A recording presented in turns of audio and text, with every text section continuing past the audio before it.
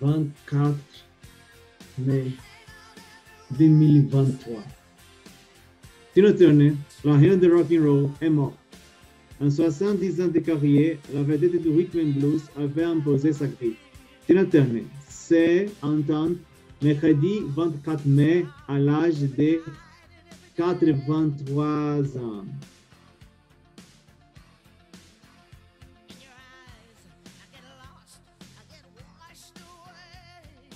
Vedette sauvage du rhythm and blues de la fin des années 1950 jusqu'au milieu des années 1970, enceinte du duo et couple infernal, Ike et Tina Turner.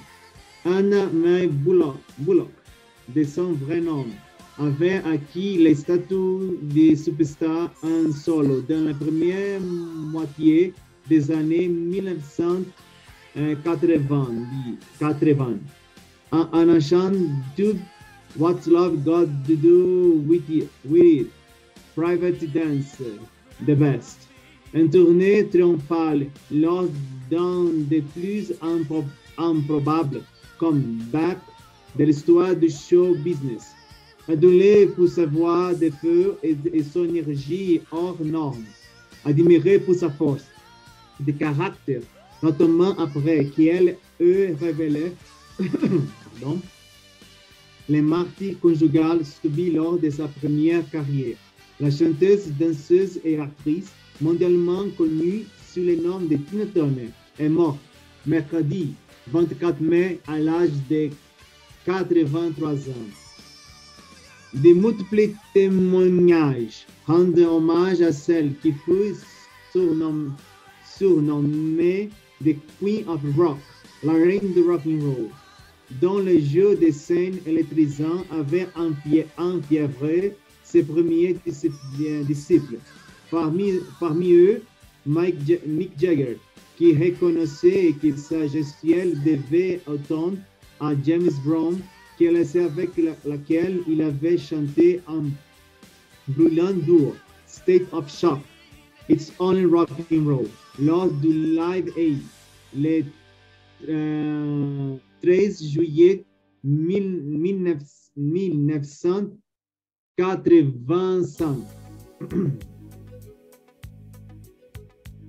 Comme beaucoup des enfants du sud rural des États-Unis, Anna Mae Bullock trouve sa voix en prenant part au chœur de son église, les Spring Hills Baptist Church de Nutbush, les hameaux de Tennessee, où elle a grandi depuis sa naissance.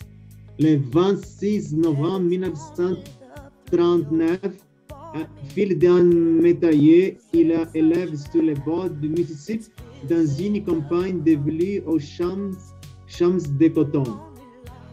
Si son corps était formé au gospel du service baptiste, son rêve s'initie aussi au boogie, la country and the blues, en particulier celui de B.B. King, diffusé à la radio.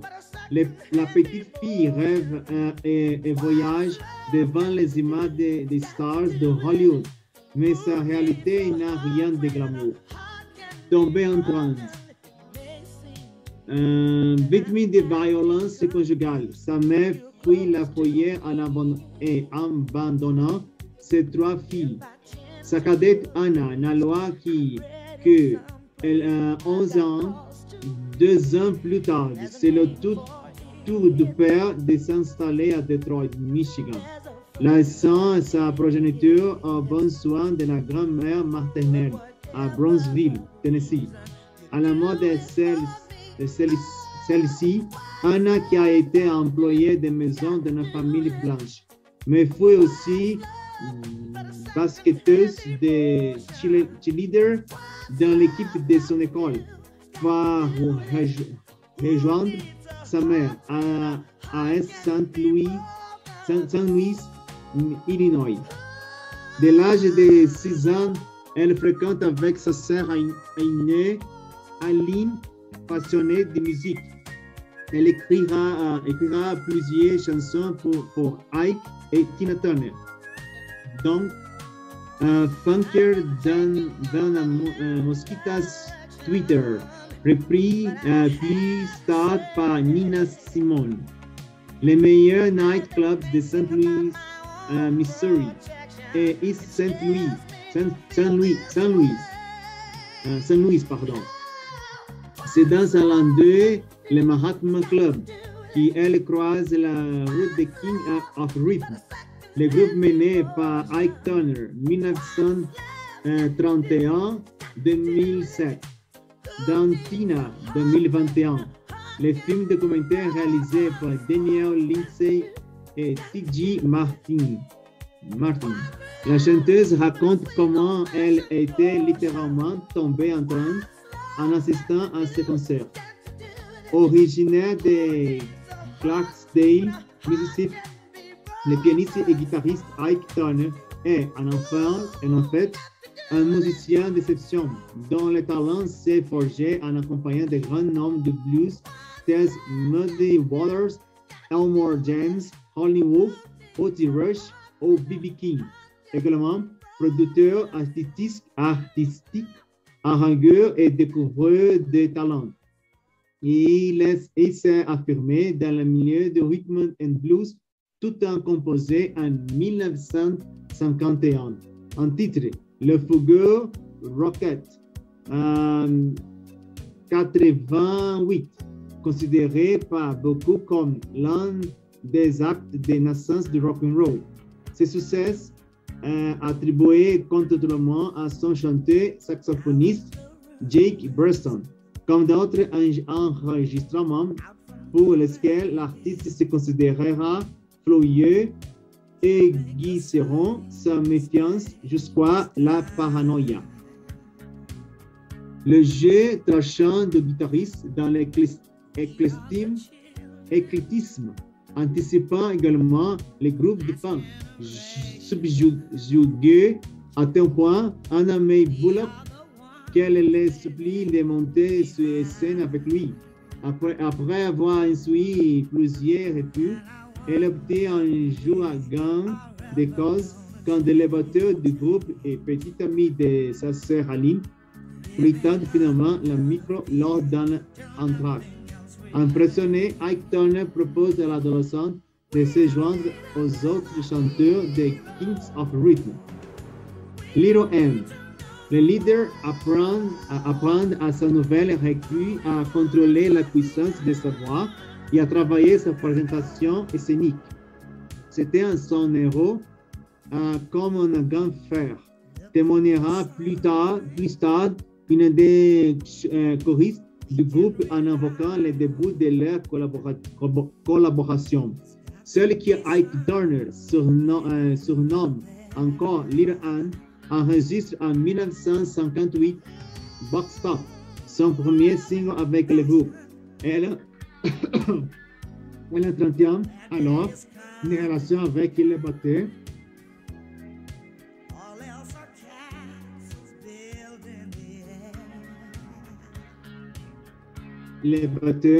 Raymond Ryu, avec qui il a un fils, qu'elle élève et une filmère quand le père, malade, repart vivre dans le Mississippi.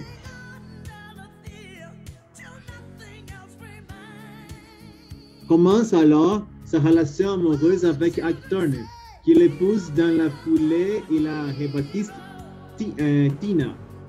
En 1960, un homme inspiré par la héroïne de bande dessinée Sheena, Queen of the Jungle. Les premiers succès du couple, Fall in Love, sous le label Sur Records en août 1960, correspond aussi aux premières violences subies par la jeune épouse, alors que Tina, enceinte, demande à son mari de ne pas partir en tournée. Il la frappe avec un embauchoir. La torture a commencé. Il ne fait jamais arrêter. Mais pourtant, j'avais de la peine pour lui, racontera la chanteuse expliquant, entre autres, sa soumission par son envie de ne pas trahir les musiciens. Conscient d'avoir entre les mains un bête de scène, Ike Turner transforme son groupe en une machine de guerre. L'orchestre et le rebaptise de Ike et Tina Turner Revue, un trio féminin de choristes, les Ike. Les jointes une formation dorénavant chargée de souffler sur l'incendie provoqué par l'enregistrement et les chorégraphies suggestives d'une Tina Turner aux robes et jupes dévoilant ses longues jambes de danseuse. Alors que triomphant les mélodies pop consensuelles du label Tamla Motown, la revue fait basculer les rhythm and blues dans la bacchanal alliant rock et rift punk. Quelques disques se font remarquer.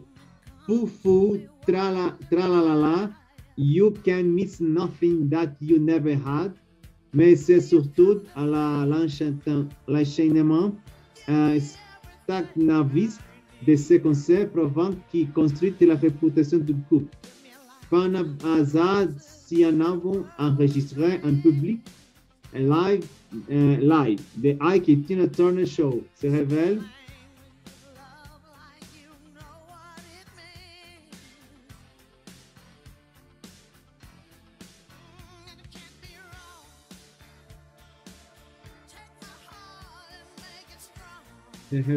alors le plus gros succès. En première partie des Rolling Stones, impressionné par le duo, le producteur vedette Phil Spector, lequel sous son label filait surtout admirateur de la chanteuse. Il parvient moyennant finance la convaincre Ike de laisser réaliser les séances d'enregistrement. Monument Bob, alliant les fameux Wall of Sound des Spector, construit à partir des tourbillons de cordes et de percussions, et les puissants registres de Tina Turner et le single River Deep Mountain High, juillet 1966, un échec inexpliqué aux États-Unis, mais son succès en Europe, numéro 3 au Royaume-Uni, numéro 1 en Espagne, et celui de l'album de même nom ouvrait de nouvelles portes. Fin du duo, les Rolling Stones les accueillent en première partie de leur tournée britannique à la fin de 1966 avant de les renouveler l'invitation pour les tournées américaines de 1969.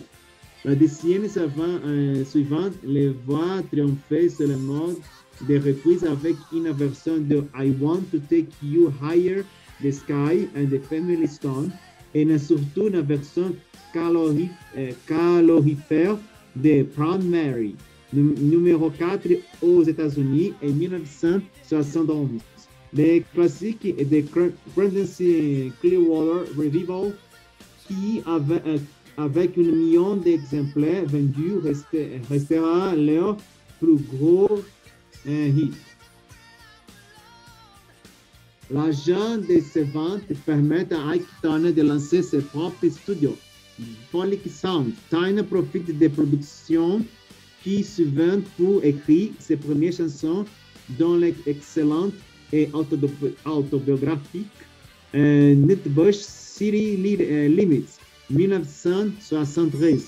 Son épouse l'a produite en solo. L'anecdotique Tina Turner de Country Zone, 1974. Et puis As the Queen, 1975, cherchant à exploiter l'interprétation remarquée de sa femme dans la version cinématographique de Tom l'opéra Rockin' the Who. Plus que jamais, surfe de l'heure de la Marie cocaïnomane, Tina Turner puise des forces de sa nouvelle foi bouddhiste.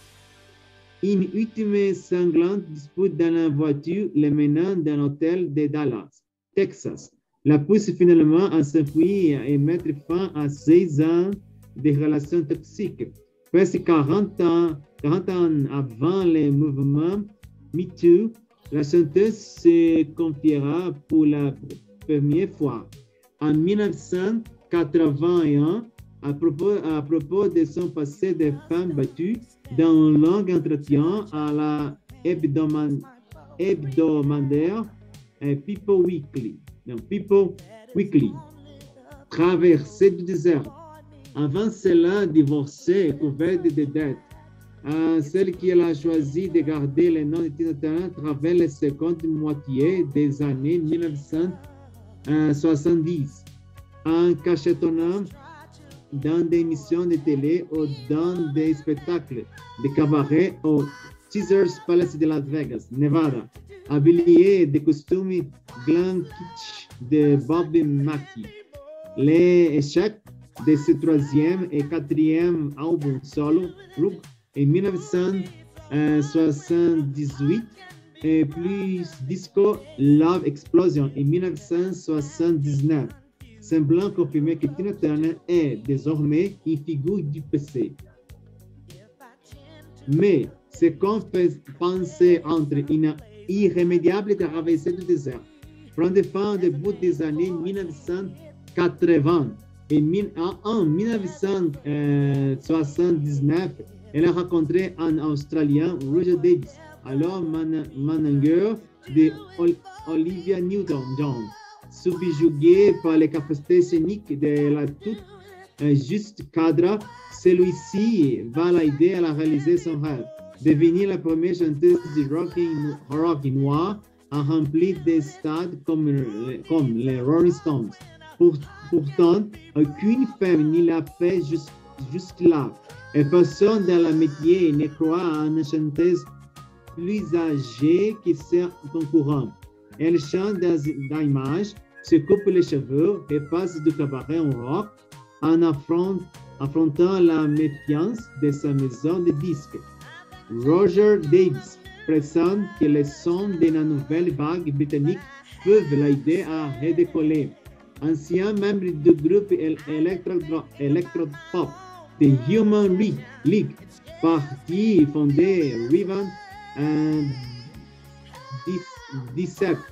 Les Anglais Martin Ware et Ian Drake Marsh proposent à l'américaine de reprendre une version synthétique du morceau de Temptations, Bow of Confusion, pour l'album Music of Equality and Distinction de leur projet BIP, British Electronic Foundation. Le même Aiglia, ensuite, version reprise de Let's Stay Together, 1983. Classique sous la dent green pour un 45 tours, cela démontre que sa puissance de tigresse peut s'assouplir avec majesté sous fond moelleux de pop contemporaine. Un grand succès en Europe, le single lance des dynamiques d'une renaissance triomphale. Produit par moins de 4 réalisateurs artistiques, l'album Private Dancer, paru au printemps 1984, va exploiter à cette veine pop-sous Rocking FM. Sublimé par une voix au sommet de sa maturité, phénomène commercial de l'année avec le Born USA de Bruce Springsteen et The Purple Rain de Prince. L'album collectionné les Grammy 3 et les tout Better Be Good to Me, Private Dancer, signé Mark Knopfler de Dire Straits, I Can't Stand the Rain, une prise Dan People, et surtout What's Love Got to Do With It, écrit par la Britannique Terry Britten, et destiné à l'origine quatuor pop Gentile Books Peace. Star de la jeune chaîne MTV, Tina Turner fédère alors plusieurs générations d'auditeurs qui la célébrent lors des tournées records, où la bête de scène dans sa pleine mesure toutes jambes dehors. Le cinéma participe à cette consécration grâce à son interprétation de personnages d'Anti dans Mad Max, au-delà du dôme du tonnerre. Et la chanson du générique We Don't Need Another Hero, Thunderdome, symbolique également sa participation d'enregistrement de tube caritatif We Are the World 1985 avec la collective USA for Africa, regroupant les plus grandes vedettes du moment et au concert Live Aid en juillet de la même année, où son duo très hot avec Mick Jagger marque les esprits. La publication de son autobiographie Tina, My Life Story, 1986, où l'américaine de télé de Marty Subavak Ike participe à la Turnermania, ce best-seller mondial de vente en film Tina, en 1993 avec Angela Bassett dans le rôle de la chanteuse. Dans la Guinness Records, albums Break Every Rule, Foreign Affair, In Your Witness Dreams, 24/7, and hits Typical Mouth, The Best, Tearing Us Apart, avec Eric Clapton, God Eye, écrit par U2, pour le générique de James Bond, se succédant jusqu'à la fin des années 1990, si la dame connaît un certain déclin discographie. Ces tournées ne cesseront de tromper. Un concert au stade de Maracanã, à Rio de Janeiro, Brésil, entrant même en 1988 dans le livre Guinness des Records de l'époque, pour voir Kelly 180 000 spectateurs. Après la première tournée d'adieu en 2000, elle tirera définitivement sa référence scénique en 2008, à l'âge de 70 ans, pour se retirer en Suisse, dans la somptueuse maison en bas du lac de Zurich, avec son second mari, le producteur allemand Erwin Bach, rencontré en 1986. 1986. Quelques rares enregistrements et rééditions les font un peu plus entrer dans l'histoire, comme quand en 2018, en version de What's Love Got to Do With It, remixé par Gaigo. En fait, la première chanteuse à avoir classé au moins un titre dans le top 40 américain lors de chacune de ces dernières décennies. Un modèle de résilience, de combativité et de longévité, la Queen of Rock and Roll a été affaiblie par de nombreux soucis de santé à partir des années 2010. Un infarctus en 2013, cancer d'intestin à partir de 2016, greffe rénale en 2017. Elle avait aussi connu le drame de la disparition de ses deux fils, Raymond Gray, qui s'est suicidé en 2018, et Ron, mort d'un cancer en 2022. Tina Turner en quelques dates. 26 novembre 1939, naissance à Nutbush, Tennessee. 1960, Fall in Love, premier succès en duo avec Ike Turner. 1960, 6, je ne sais pas, de Ike Turner. 1984, sortie de l'album Private Dancer. 1985, incarne Anti dans Mad Max, au-delà de Dame de Turner. 1986, autobiographie Aitina, My Life Story. 1988, concert devant 100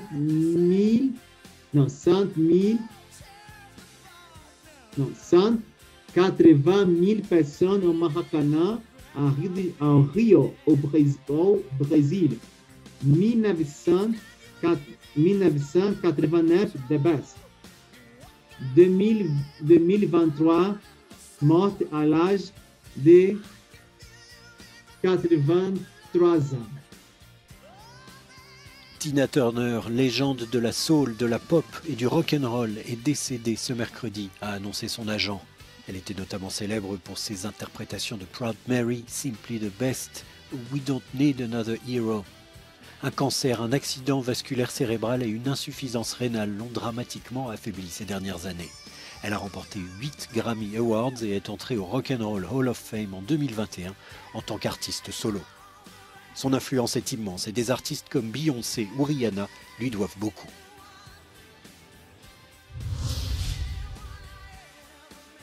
Tina Turner est éternelle. Merci beaucoup, Tina Turner. Dans ce moment, Tina Turner et Rita Lee sont ensemble, en chantant. Merci beaucoup. Tina Turner.